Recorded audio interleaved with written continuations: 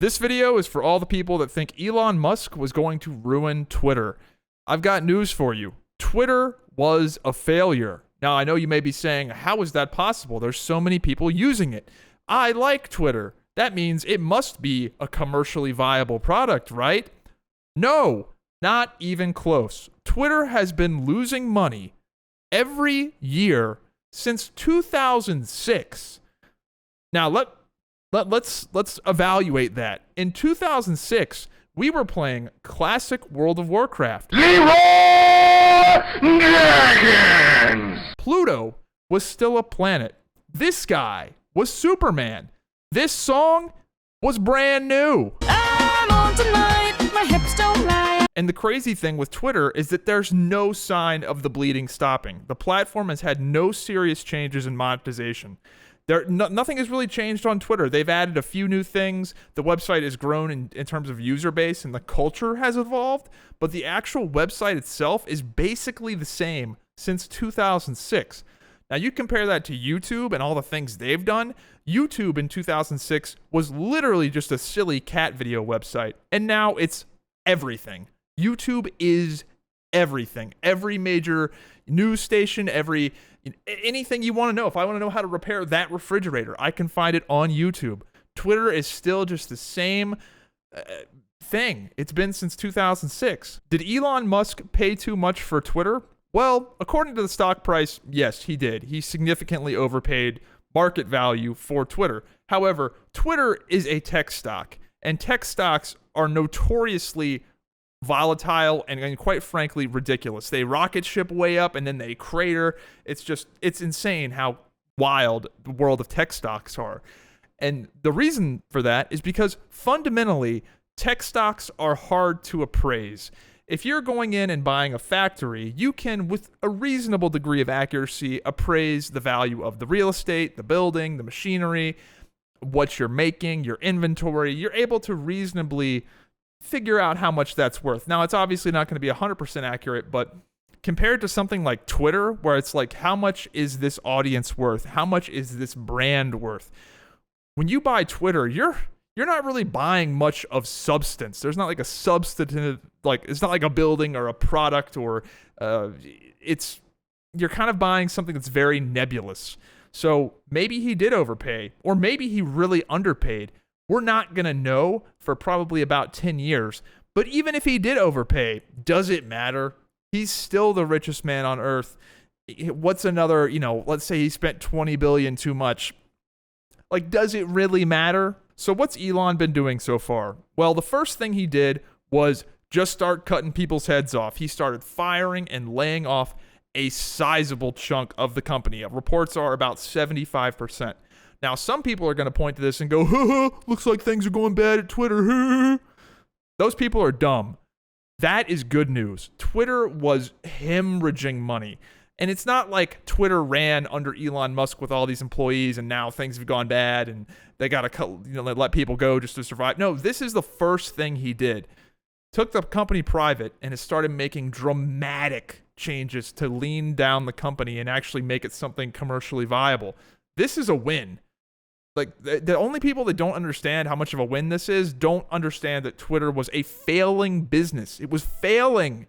You might like it, but that doesn't mean it was working. And what's so crazy with Twitter is that it's effectively just a message board. It makes sense that YouTube was expensive to run and why YouTube didn't make money for so long, just due to the sheer amount of data storage and just all of the technical requirements and infrastructure to make that website work. It made sense.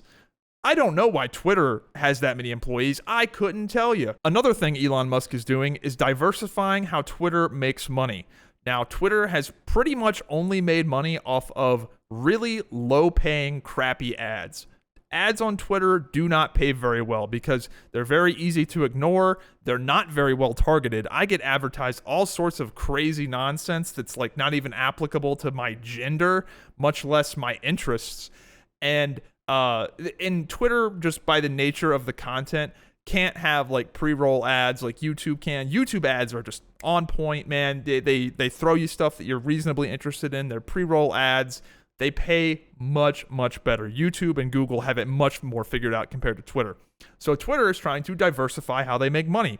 And one thing they're doing is the Twitter Blue, most notably the selling the verification check mark. I'll be honest, that's kind of weird.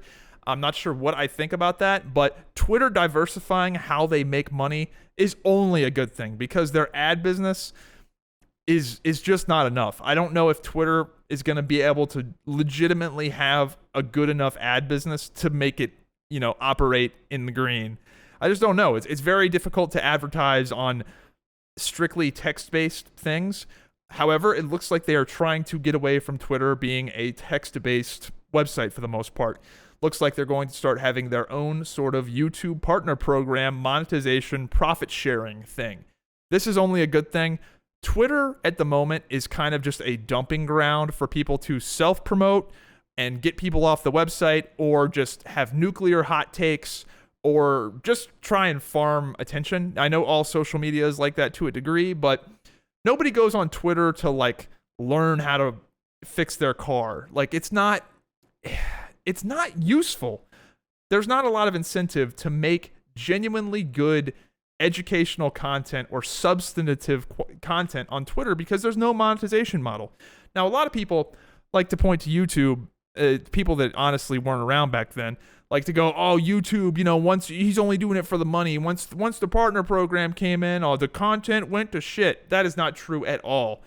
Once the money came to YouTube, everything got better because there was a lot of incentive to actually make high quality content. Now that mechanic in Texas or whatever, that diesel mechanic, he has some incentive to share his time and knowledge on YouTube. And now you get to learn how to repair your Ford F-350 or your refrigerator or whatever.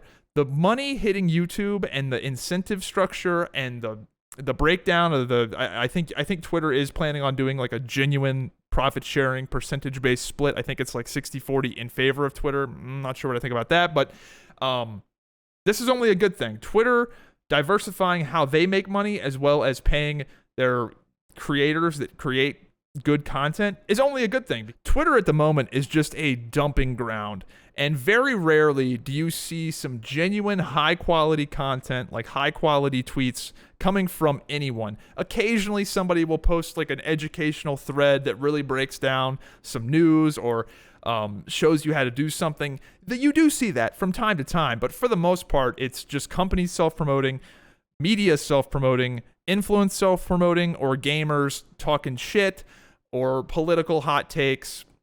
There's not usually a lot of substantive stuff there because, quite frankly, why would there be? Why would somebody go out of their way to continually make high quality content that people engage with for long periods of time if there's no incentive? They're going to do that on YouTube instead. Another thing Twitter is trying to do is they're trying to expand their audience. They're trying to get more people on Twitter because right now Twitter is pretty much leftists, gamers, people in the media in some regard, they are creators of some kind. And unless you are a really engaged viewer of one of those things, you're probably not on Twitter. You're probably not a diesel mechanic in Iowa talking about the whatever newest oil change filter. You're not normal people aren't engaging on Twitter unless you're a fan of something. You're just not on there. So I think Elon is trying to change that, and they're trying to make the website more appealing to everybody except for just these specific people. So Twitter has 450 million active users a month, which sounds like a lot, but I have a strong feeling that a lot of those monthly active users are not really that active. They just kind of hop on and maybe check the Twitter for their team, their sports team that they follow, and see what happened, and then they get off. They're not really using the website much. And to compare that to another website, let's compare it to YouTube. YouTube has 3 billion monthly users. And I can assure you that the monthly users of YouTube use YouTube a lot more. In fact, I would say they use YouTube heavily. Most people I know use YouTube pretty heavily. If they're using YouTube at all, they're really using it. But Zyback, didn't you see all the advertisers are pulling out of Twitter? Yes, I did see the list of the advertisers pulling out of Twitter. And what I noticed is that a lot of the big money that's pulling out of Twitter are also automakers. That makes sense. If the CEO of Tesla buys Twitter, you're probably not going to want to advertise on Twitter for competitive reasons. You don't want to give up your various strategies, and also you don't want to support your competitors in a way. It makes sense. If I was a shareholder of GM, I probably wouldn't necessarily want to be indirectly helping my competitors. So that makes sense. Another thing is that the economy, advertising in general, everybody is pulling back. I would expect the next little while on YouTube, after this holiday season, it's really, really going to drop off. I have a feeling, just because everybody's scaling back. You're starting to see some layoffs.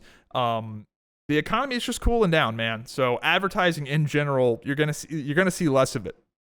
And I can't deny it. There is a degree of uncertainty with Twitter.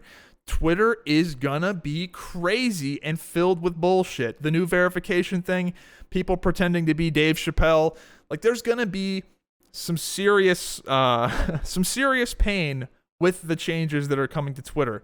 So yeah, it makes sense that advertisers are probably gonna be like, let's wait for this situation to cool down. But here's what it's not. It is not a moral panic.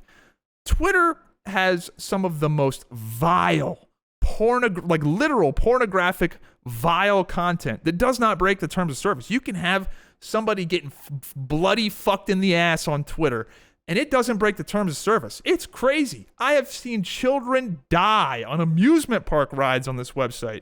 And guess what? The advertisers were still there back then. So it has nothing to do with morality. It has to do with eyeballs and effectiveness. And if Elon Musk can have a website where there's eyeballs and the advertising is effective, they'll be there. I promise you, they'll be there because they were there in the past.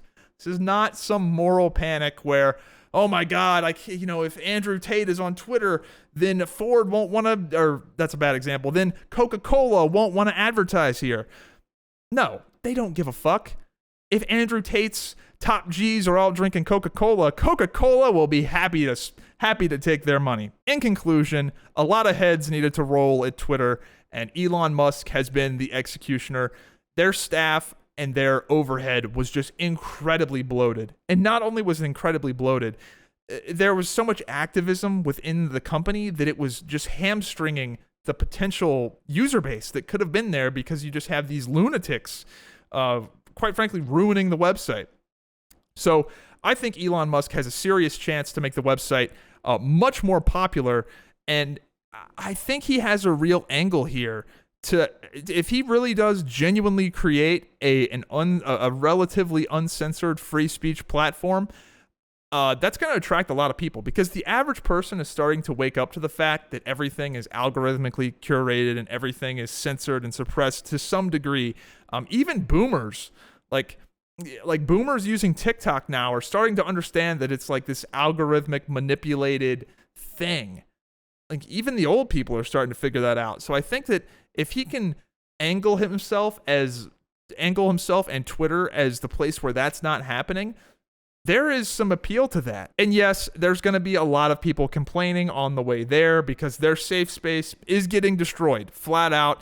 If they start bringing back these people that were banned, then yeah, they're going to be subjected to ideas they might not like. The horror. But I promise you that the website will be far more captivating when you have all of these controversial figures on there. I want a website where Ethan Klein and Alex Jones and Andrew Tate and Nick Fuentes and whoever can just be going back and forth. And I don't know why why Twitter would, if they're looking for that appeal, why are you telling certain people not to use the website? I think these people, regardless of if I believe anything they say, they're interesting. I want to hear Nick Fuentes' take on why dating women is gay. That shit is funny. I'm sorry. I want to see all the crazy Alex Jones shit. I want to see Ethan Klein, depression spiral. I want to see all of it in the same place. And if I don't want to see it, let's say you don't want to see Ethan Klein spiral into depression and watch his life fall apart, don't follow him. Easy. Dude, it's easy. They've got a perfect platform for fun, captivating shit, but every time it gets too fun, they just ban the person. If anybody has a chance to make Twitter more interesting, it's Elon Musk, because quite frankly, he has so much money to burn on this thing that it doesn't matter if he does a change and a bunch of advertisers pull out. If he's willing to run this thing at a loss on his own dime, and he's got a lot of dimes, then I think Twitter could genuinely be something pretty cool, but we'll have to see. Either way, if Twitter crashes and burns and it shuts down forever, that's also a win. So we really can't lose. Either Twitter gets awesome and Elon saves it, or he shuts down Twitter. That would be either way we win. Hope you enjoyed the video. If you did, be sure to subscribe with notifications on. Follow me on Instagram and Twitter, and join the Discord. It's free.